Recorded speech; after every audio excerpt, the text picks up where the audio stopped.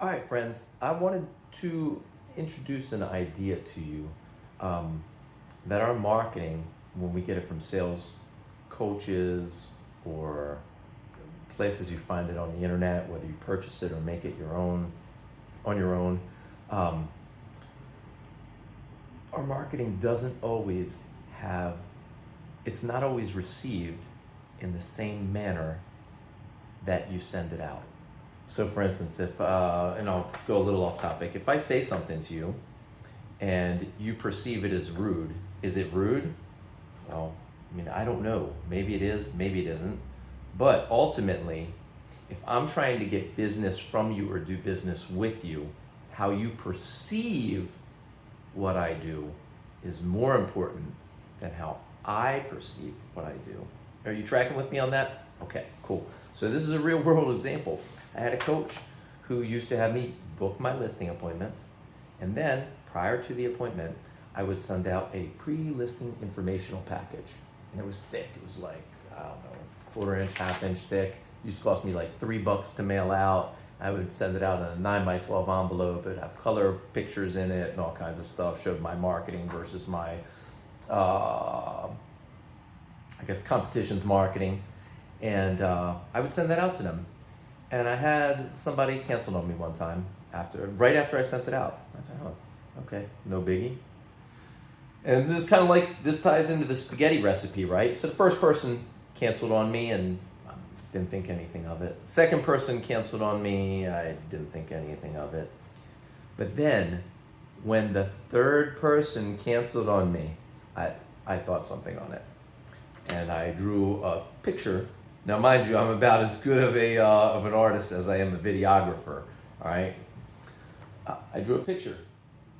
This here is the lady's house. I'm sorry, this here's my office, actually. That's my office.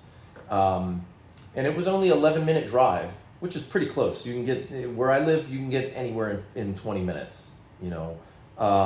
You got a lot of, I mean, I'm kind of very, very centrally located to a lot of stuff that's going on.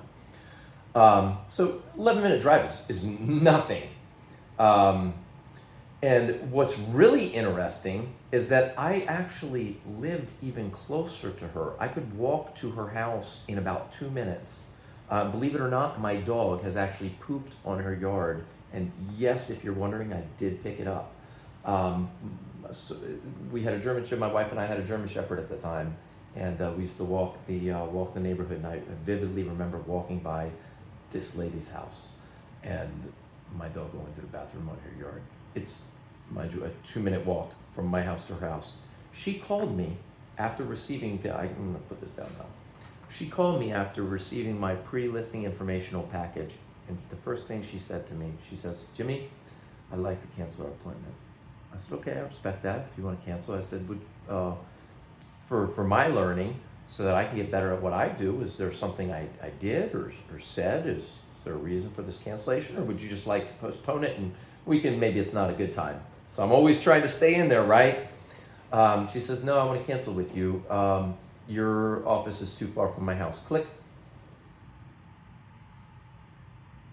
Really? Really? So by her definition of who wins, it's the person whose physical office location is the closest to your house.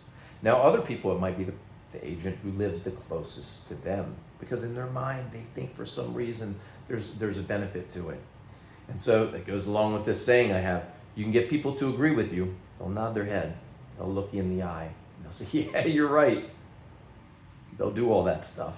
They'll agree with you. So you can get people to agree with you, but you won't change their mind. And I'm really a very firm believer of that. You'll get people to agree with you because they want to be non-confrontational, but you're not going to change their mind. So figuring out or anticipating, are you ready? Like that thing I always say about answering the questions that people don't even know to ask, staying away from the things that a potential client, a prospect could interpret in multiple ways. Like, you might think you're a big wheeler and dealer and hustler because you had a listing appointment that way, 45 minutes away, and in that direction 45 minutes away, and then at the end of the day at 6 p.m. you've got one in that direction 45 minutes, and their house is the hub. So in your mind, you're thinking, hey, man, I cover your area and all the other areas. I'm gonna bring people around and yada yada, all this sales stuff, right? And but in their mind, they're thinking, oh my gosh, I'm not hiring this guy. This guy works over there and over there and over there. What about right here? Why isn't he working in my neighborhood, showing these houses, selling? Do you see what I'm saying? So what you say, you don't get to control how someone perceives it or what they imagine. So that's one of the reasons why I like going into detail. I don't want someone to guess what I mean. I want to tell them what I need them to think so that we can advance down the pipeline towards the sale, right? So everything, this is a starting point, this is the finishing point, and I want a line going from the start to the finish as smooth as possible. Now they might start talking about their dog and getting off topic, or they'll talk about their boat or their relatives in Florida, but you want them along that line coming to the finish, and that line is your sales process from start to finish. So we're going to go into the next video, and we're going to talk about, I made a note of it somewhere. It's a pretty good one. Let's see if we can find that note. We're going to talk about the SOPs for you to go on an appointment. Like, you should be doing the same exact thing each and every time you prepare for an appointment. Let me tell you what we did. Thanks so much. Hey, don't forget to like and subscribe if you haven't done so already. I appreciate that very much. Thank you.